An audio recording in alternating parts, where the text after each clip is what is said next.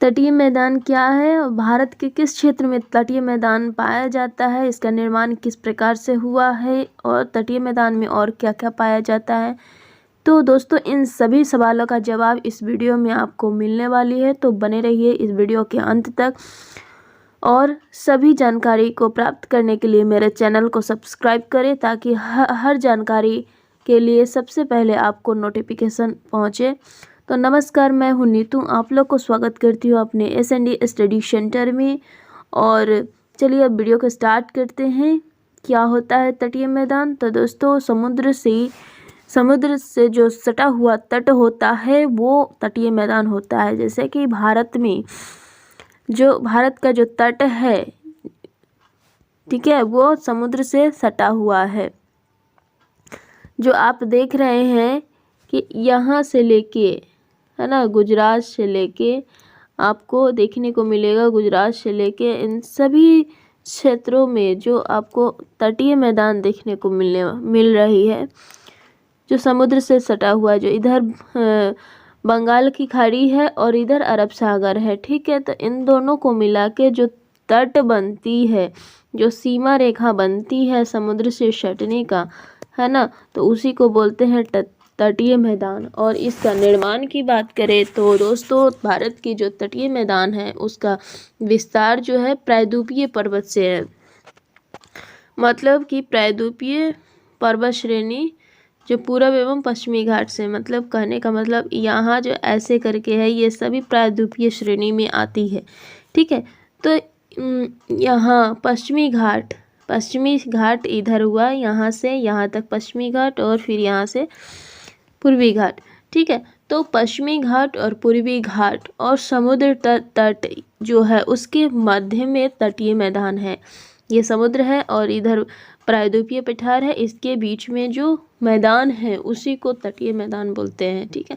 इसका निर्माण की बात करें तो इसका जो निर्माण है सागरीय तरंगों द्वारा अपर्दन और निक्षेपण का जो पठारी नदियां हैं उसके द्वारा लाए गए अवसादों के जमाव से हुआ है। यानी कि पठार से जो निकली हुई नदियां हैं, पठारी नदियां हैं, है ना, उसके द्वारा अवसाद जो लाया गया, अवसाद उसके जमाव से इस मैदान का निर्माण हुआ। भारत में अगर बात करें कि तटीय मैदान कितने भागों में बटा हुआ है, तो भारत में तटीय मैदान 2 भागों में बटा हुआ है। जो कौन है? एक पश्चिम तटीय मैदान है, एक पूर्वी तटीय मैदान है, ठीक है। तो अब हम बात करते हैं कि पश्चिमी तटीय मैदान क्या होता है, पूर्वी तटीय मैदान क्या होता है, दोनों में क्या अंतर है। तो चलिए आगे देखते हैं कि पश्चिमी तटीय मैदान क्या होता है। पश्चिमी तटीय मैदान क्या होता है, तो आप जैसा कि देख पा रहे हैं पश्चिमी तटीय मैदान क्या होता है। यहाँ पे पश्चिमी तटीय मैदान जो है वो अरब सागर के बीच में स्थित है। अरब सागर के बीच में स्थित है पश्चिमी तटीय मैदान, और इसका विस्तार जो है गुजरात के सूरत से तमिलनाडु के कन्याकुमारी तक है। पश्चिम तटीय मैदान का जो विस्तार है वो गुजरात से है, यानी कहने का मतलब यहाँ से है, ठीक है। गुजरात से लेके कन्याकुमारी तक, तमिलनाडु तक, गुजरात से लेके तमिलनाडु तक, कन्याकुमारी तक इसका विस्तार है। किसका? पश्चिम तटीय मैदान का, ठीक है। और अभी ये तटीय मैदान जो है 4 भागों में बटा हुआ है। ये तटीय मैदान 4 भागों में बटा हुआ है। वो कौन सी है तो देख लीजिए आप, ये कौन सी है। 4 मुख्य भागों में बटा हुआ है, तो वो है गुजरात का तट, पहला एक गुजरात का तट है, दूसरा है उत्तरी भाग कोंकण तट, तीसरा मध्य भाग कन्नड़ मैदान और चौथा मालवार का मैदान। कहने का मतलब कि जो पश्चिमी घाट है उसको 4 भागों में डिवाइड कर दिया गया है। तो इन 4 भाग में कौन कौन आता है, तो एक आता है, एक है पश्चिमी घाट गुजरात, माने गुजरात का मैदान जो आप यहाँ देखने को मिल रहा है ना, यहाँ पे गुजरात का मैदान है। ये जो है गुजरात का तटवर्ती क्षेत्र, मतलब गुजरात के आसपास का जो क्षेत्र है जिसको कच्छ जिसको इसका गुजरात के आसपास का जो क्षेत्र इसे कच्छ या काठियावाड़ या सौराष्ट्र का तटीय मैदान भी कहते हैं यहाँ पे, है ना।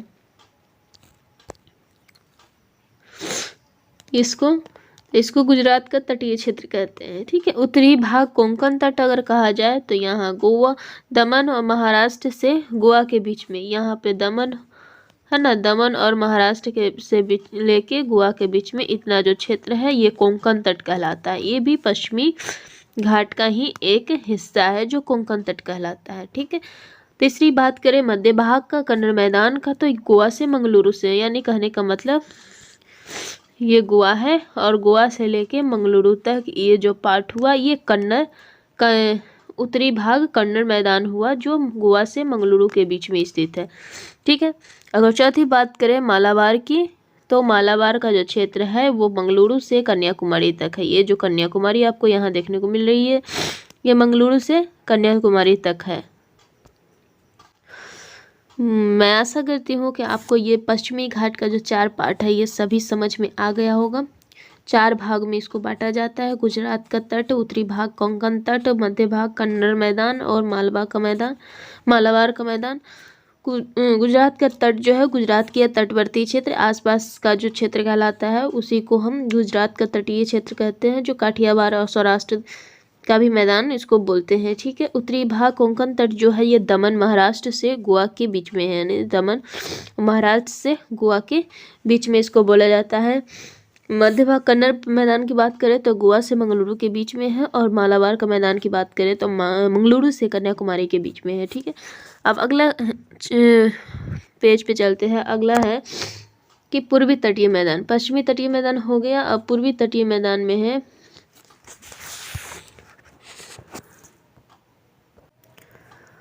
पूर्वी तटीय मैदान में है कि यह मैदान जो है पूर्वी घाट और बंगाल की खाड़ी के तट के बीच निर्मित है। मतलब पूर्वी घाट है और बंगाल की खाड़ी, ये जो आपको दिख रही है ये वाला पार्ट ये पूर्वी घाट है, ठीक है।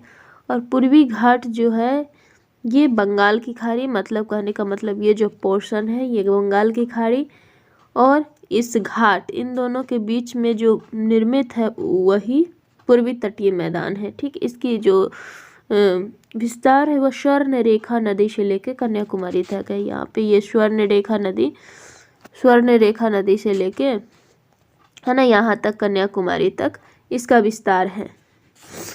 किसका? पूर्वी तटीय मैदान का जो विस्तार है स्वर्णरेखा नदी से लेके कन्याकुमारी तक है, और इसका जो निर्मित है वो बंगाल की खाड़ी के तट के बीच निर्मित है ना। पूर्वी घाट और बंगाल की खाड़ी के बीच के जो क्षेत्र है वही पूर्वी तटीय मैदान कहलाता है। इसका विस्तार जो है स्वर्णरेखा नदी से लेकर कन्याकुमारी तक है। अब बात करें आगे, इसको भी हम 3 भागों में बांटते हैं। इसको भी 3 भागों में बांटते हैं। पहला है उत्कल तट, दूसरा उत्तरी सरकार तट, तीसरा कोरोमंडल तट। तो उत्कल तट क्या होता है, किसके बीच में कहा जाता है उत्कल तट? तो स्वर्णरेखा नदी से महानदी के बीच का जो स्थिति होती है ना, जो उड़ीसा में है, स्वर्णरेखा नदी से महानदी के बीच में जो मैदान पाया जाता है वो उड़ीसा में है, उसी को बोलते हैं उत्कल तट, ठीक। अब है उत्तरी सरकार तट, तो ये जो है महानदी से कृष्णा नदी के बीच में पाया जाता है।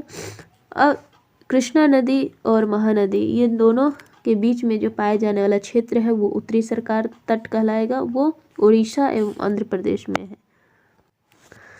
कोरोमंडल तट की अगर बात करें तो ये कृष्णा नदी से कन्याकुमारी के बीच में है ना, कृष्णा नदी से कन्याकुमारी के बीच में स्थित है ये मैदान, और ये आंध्र प्रदेश से तमिलनाडु में, आंध्र प्रदेश और तमिलनाडु के बीच में ये क्षेत्र कहलाता है, जैसा कि आप यहाँ पे देख पा रहे हैं।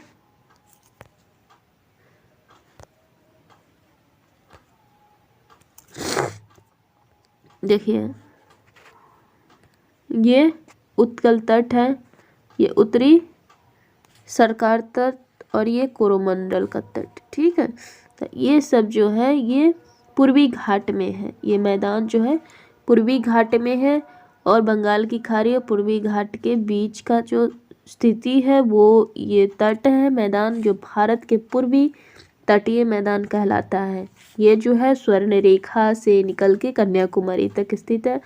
अब इसको भी 3 भागों में बांटा गया है। तो ये उत्कल तट जो उड़ीसा में पाया जाता है, उत्तरी सरकार उड़ीसा और आंध्र प्रदेश के बीच में। ये है कोरोमंडल तट जो आंध्र प्रदेश से तमिलनाडु के आंध्र प्रदेश और तमिलनाडु में इसका स्थिति है। ठीक है, अब आगे बढ़ते हैं।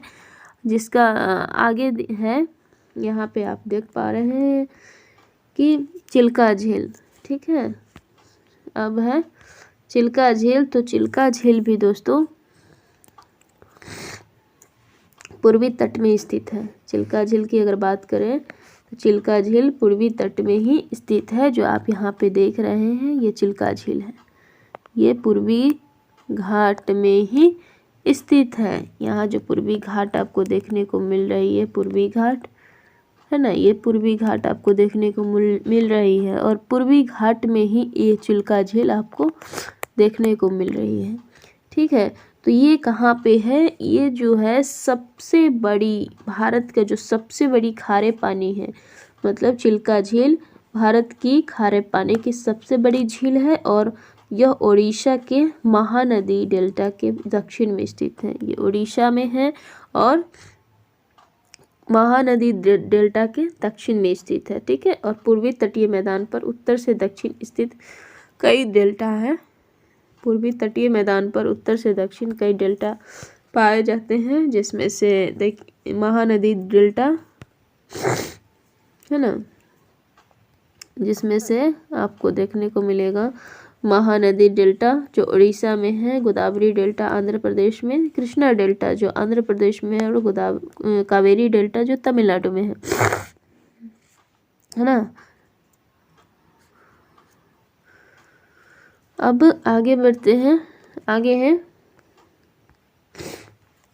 भारत के द्वीप समूह। अगर इसकी भारत के द्वीप समूह की बात करें तो भारत के द्वीप समूह को भी 2 भाग में बांटा जा सकता है। 2 भागों में इसको भी बांटा जा सकता है। पहला वो जो बंगाल की खाड़ी में स्थित है, अंडमान और निकोबार द्वीप समूह, मतलब कि बंगाल की खाड़ी में जो एक द्वीप समूह स्थित है उसको अंडमान और निकोबार के द्वीप समूह बोलते हैं। और दूसरा वो जो अरब सागर में स्थित है। अरब सागर में कौन सा द्वीप समूह स्थित है? तो लक्षद्वीप समूह स्थित है। ठीक है, जैसा कि आप यहाँ देख पा रहे हैं कि बंगाल की खाड़ी में अंडमान और निकोबार द्वीप समूह और लक्षद्वीप अरब सागर में स्थित है। ठीक है, तो अरब सागर की अगर बात करें तो अरब सागर जो है वो केरल के मालाबार तट के पास स्थित है ना। केरल के मालाबार तट के पास स्थित है। इसका जो क्षेत्रफल वो 32 वर्ग किलोमीटर पर इसका जो फैलाव है वो है। और यहाँ जो है वो बहुत प्रकार की पादप और जंतु पाए जाते हैं। बहुत से प्रकार के पादप पाए जाते हैं और जंतु पाए जाते हैं। यहाँ पे एक खास बात यह है कि एक द्वीप है पिटली द्वीप, जिस पर मनुष्य का निवास नहीं होता है, लेकिन फिर भी एक पक्षी अभ्यारण्य वहाँ पे है। और लक्षद्वीप की राजधानी की बात करें तो कवारत्ती लक्षद्वीप की राजधानी है। ठीक है, बहुत सारे वैसे चैनल भी पाए जाते हैं जैसे कि 9 डिग्री चैनल है ना।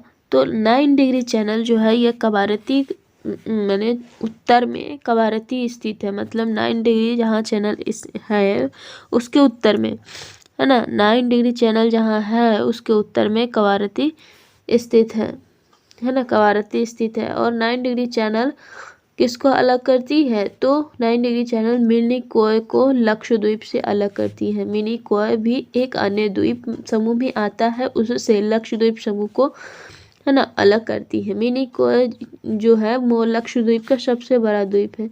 मिनिकॉय जो है लक्षद्वीप का सबसे बड़ा द्वीप है। और 8 डिग्री चैनल की बात करें तो 8 डिग्री चैनल जो है लक्षद्वीप, यानी कहने का मतलब मिनिकॉय को मालदीव से अलग करती है। ठीक है, और यह द्वीपों की जो संख्या है लक्षद्वीप में वो 36 है, लेकिन इसमें से भी क्या हो गया है 10 जो है 10 से भी 10 ही आबाद है। लगभग 26 क्या हो गया है, जलमग्न हो गया है।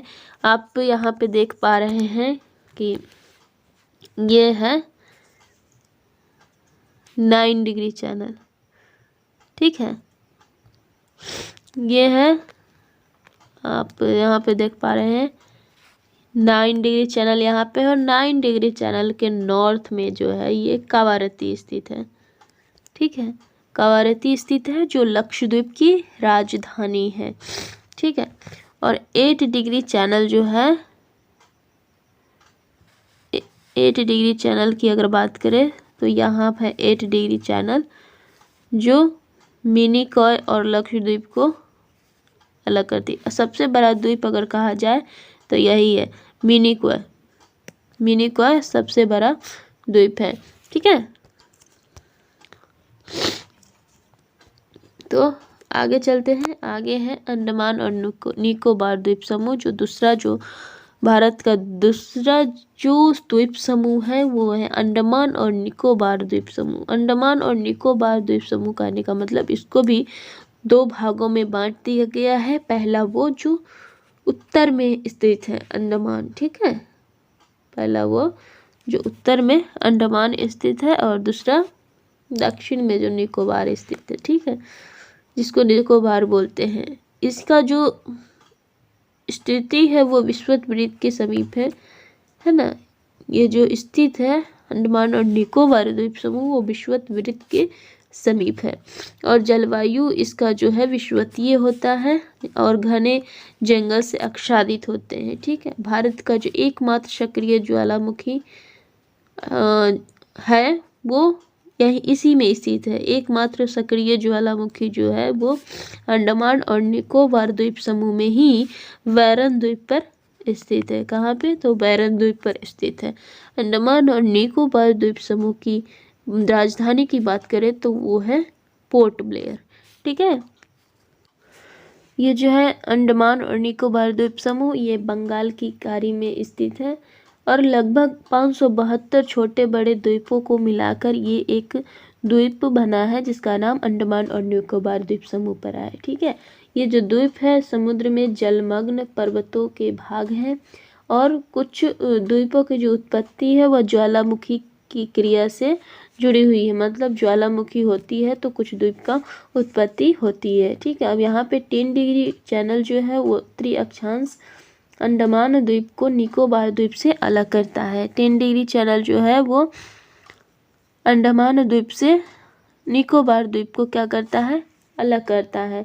अब यहाँ पे बात करें अंडमान समूह का, तो अंडमान समूह को भी कई अलग अलग छोटे छोटे भागों में बांट दिया गया है, जैसे कि उत्तरी अंडमान, मिडिल अंडमान आप यहाँ पे देख पा रहे हैं, है ना। North Andaman, middle Andaman, lower Andaman और लिटिल अंडमान, ये सभी भागों में अंडमान को डिवाइड कर दिया गया है, ठीक है। अब अंडमान एवं निकोबार की राजधानी की बात करें तो पोर्ट ब्लेयर है, जैसा कि आप यहाँ पे देख पा रहे हैं, ये पोर्ट ब्लेयर है ना। अब इसकी जो दक्षिणी अंडमान द्वीप पर स्थित है, ये जो है कहाँ, तो दक्षिणी अंडमान द्वीप पर स्थित है। यहीं पर एक जेल है ना, एक जेल है सेल्यूलर जेल जो बहुत ही प्रसिद्ध है। अब दक्षिणी अंडमान को भी अगर बात करें तो दक्षिणी अंडमान और लिटिल अंडमान के बीच दक्कन पास पाया जाता है ना, दक्कन पास पाया जाता है। अब बात करें हम मध्य अंडमान, है ना, ये जो मध्य अंडमान है, मिडिल अंडमान, इसके बीच में एक द्वीप है जिसका नाम है क्या, बैरन द्वीप, जो पूर्व में स्थित है, जो भारत का एकमात्र सक्रिय ज्वालामुखी है। जबकि उत्तरी अंडमान के पूर्व में स्थित है नारकोडम,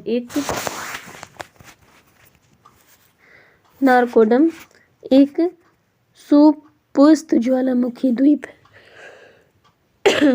नारकोडम जो है वो सुपुष्ट ज्वालामुखी द्वीप है।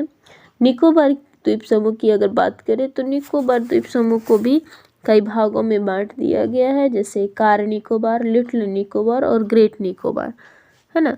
जैसा कि आप यहाँ देख पा रहे हैं कार निकोबार जो यहाँ पे आपको दिख रही है, कार निकोबार और ग्रेट निकोबार और लिटिल निकोबार, इन 3 समूहों में निकोबार को भी बांट दिया गया है। 6 डिग्री चैनल जो है ग्रेट निकोबार को सुमात्रा से अलग करता है। 6 डिग्री चैनल जो है ना, ग्रेट निकोबार को, मतलब ये जो ग्रेट निकोबार है उसको सुमात्रा से अलग करता है। यहीं पे इसका कहीं 6 डिग्री चैनल होगा, ठीक है। 6 डिग्री चैनल उसको अलग करता है। अब जो है ग्रेट निकोबार द्वीप समूह भौगोलिक रूप से इंडोनेशिया के सुमात्रा द्वीप के सबसे निकट अवस्थित भारतीय क्षेत्र है। मतलब ये जो सुमात्रा है ये भारतीय क्षेत्र में ही स्थित है। और भारत का सबसे जो दक्षिणतम बिंदु इंदिरा पॉइंट है वो भी कहाँ, ग्रेट निकोबार में ही, ग्रेट निकोबार के दक्षिण में स्थित है। ये जो ग्रेट निकोबार आपको दिख रही है वहीं पे भारत का सबसे दक्षिणतम बिंदु इंदिरा पॉइंट आपको देखने को मिल रही है। लेकिन अभी ये दिखाई नहीं देती हैं क्योंकि ये 2004 की जो सुनामी आई थी, सुनामी लहरें आई थी समुद्र में, उसमें ये जो है इंदिरा पॉइंट वो जलमग्न हो गया था। लेकिन फिर भी अभी भी सबसे दक्षिणतम बिंदु भारत का इंदिरा पॉइंट ही माना जाता है। इंदिरा पॉइंट का जो एक अन्य नाम था उसको पिग्मेलियन पॉइंट भी कहा जाता था।